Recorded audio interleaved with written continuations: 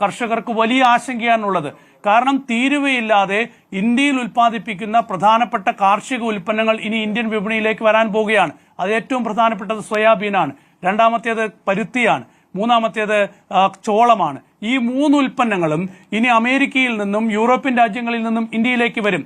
നോക്കൂ, ഈ സോയാബീൻ എന്ന് പറയുന്ന കാർഷിക ഉൽപ്പന്നം തീരുവയില്ലാതെ ഇന്ത്യയിലേക്ക് വന്നാൽ മഹാരാഷ്ട്ര, മധ്യപ്രദേശ്, അതുപോലെ കർണാടക ഉൾപ്പെടെയുള്ള ഏതാണ്ട് പ്രധാനപ്പെട്ട ഇന്ത്യയിലെ ജനസംഖ്യാപരമായി വലിയ സ്വാധീനമുള്ള ഏതാണ്ട് ഭൂരിഭാഗം സംസ്ഥാനങ്ങളെയും അത് ബാധിക്കും. അതേപോലെ തന്നെയാണ് പരുത്തി. മഹാരാഷ്ട്രയിൽ എത്ര പരുത്തി കർഷകരാണ് ആത്മഹത്യ ചെയ്തത്?